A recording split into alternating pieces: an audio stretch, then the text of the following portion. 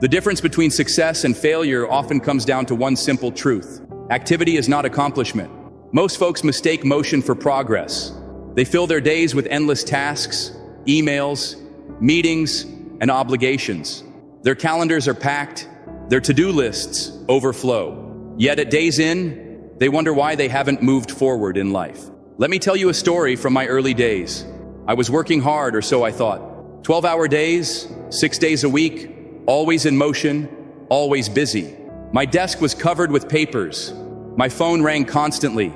I looked the part of success with all my running around. One day, my mentor took me aside and asked me a simple question that changed everything.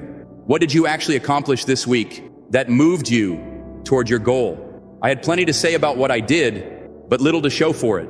And that's when I realized the profound truth that I want to share with you today. Being busy is not the same as being productive. Most people spend their lives in constant motion, but make little progress. They confuse activity with achievement, motion with results. They're like hamsters on wheels, running fast, working up a sweat, but staying in the same place. This costs them dearly in lost time, missed opportunities, unfulfilled potential, and ultimately regret. What's the price of spending your life being busy instead of being productive? It's a life of frustration instead of fulfillment. It's working hard without the rewards. It's reaching the end of your days and wondering where the time went and what you have to show for it. The good news is that this pattern can be broken. You can transform your life by understanding one fundamental principle. It's not how much you do, but what you do and why you do it. That counts. The most successful people I've ever met aren't necessarily the ones who work the longest hours. They're the ones who work the smartest hours. They focus their time, energy, and resources on the few things that produce the greatest results. And you can do the same today. I want to help you make that shift from merely being busy to being truly productive, from spinning your wheels to making real progress, from wasting time on the wrong things to investing time in the right things.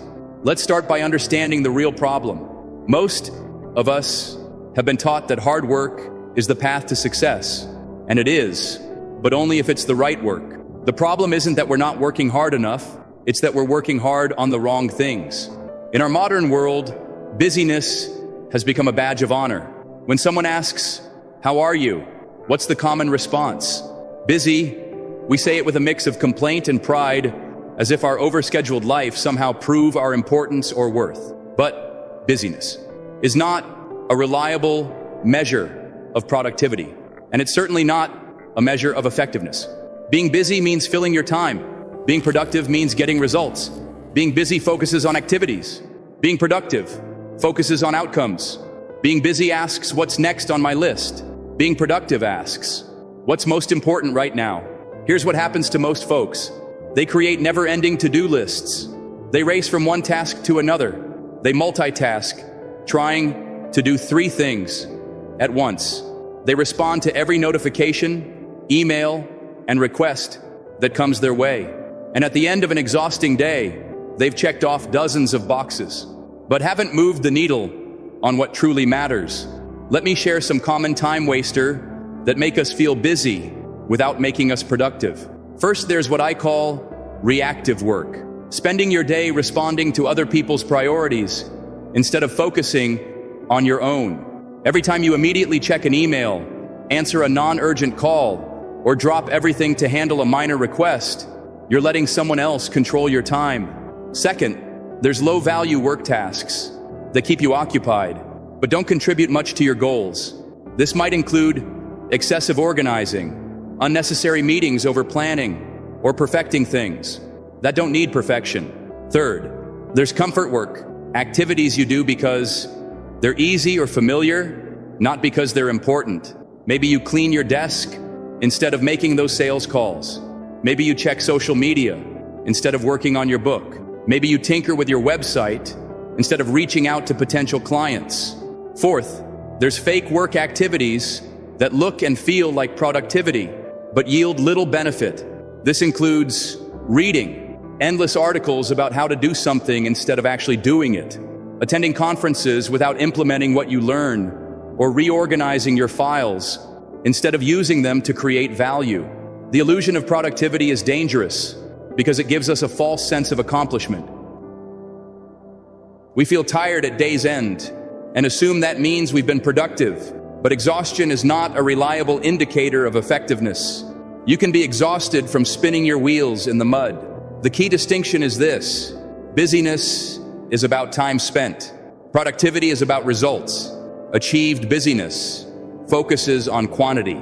Productivity focuses on quality. Busyness asks how many tasks you completed. Productivity asks how much value you created. Shift from busy to productive.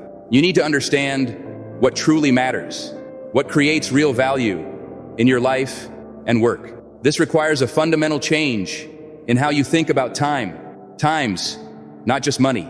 Time is life itself. When you give your time to something, you're giving a portion of your life that you'll never get back. So the question becomes, what's worthy of your life? This is where most folks go wrong. They don't distinguish between activities of high value and activities of low value. They treat all tasks as equal, when in reality, some tasks are worth 100 times more than others. Have you heard of the 80/20 principle? It states that roughly 80% of results come from 20% of efforts.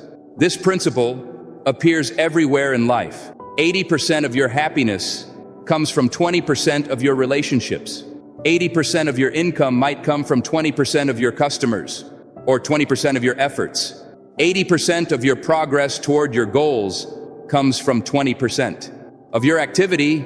Your job is to identify that critical 20%, those high leverage activities that deliver the greatest return on your investment of time and energy. Let me give you a personal example.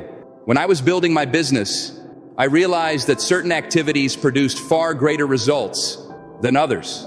Speaking to groups of 50 or more people consistently generated more clients and sales than any other marketing activity. 1 hour spent speaking to the right audience was worth more than 20 hours of cold calling or sending mailers. Once I understood this, I reorganized my entire schedule to create more speaking opportunity. My income doubled in less than a year, while my working hours actually decreased. How do you identify your high-value activities? Ask yourself these questions. What activities have led to my biggest successes so far? If I could only work 2 hours per day, what would I absolutely have to get done? Question once you start: what tasks, if completed, would make everything else easier or unnecessary? What activities directly contribute to my most important goal? What work brings me the greatest financial return? What gives me the most satisfaction and sense of accomplishment? The answers to these questions will point you toward your high-value activities, the things that deserve the majority of your time and energy. Once you've identified these activities, you need to measure what matters. Most people track the wrong metrics. They count hours worked instead of results produced. They count tasks completed instead of goals achieved. They count emails sent instead of relationships built. Effective people track meaningful outcomes. A salesperson tracks sales closed, not calls made. A writer tracks quality, pages written, not time spent at the desk. A manager tracks team results, not meetings. Hell, when you focus on the right metrics, you naturally shift toward more productive work. You stop confusing motion with progress and start making genuine advance toward your goals. Now let's take an honest look at how you're actually spending your time.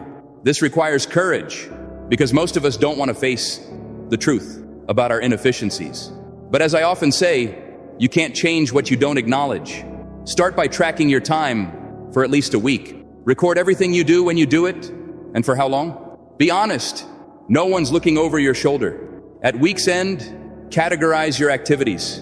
Category 1, high-value work that directly advances your most important goal. Category 2, necessary work that supports your goals but doesn't directly advance them. Category 3, low-value work that contributes little to your goals. Category 4, no-value work that contributes nothing to your goals. Most people are shocked when they see how little time they spend in Category 1. Often, it's less than 2 hours per day. The rest goes to Categories 2, 3, and 4. supporting work. Low value work and no value work. Here are some signs. You are busy without being productive. You're constantly working, but rarely completing important projects. You feel exhausted, but can't point to significant accomplishments. And your to-do list never gets shorter. You spend most of your day reacting to emails, messages, and requests. You're always putting out fires,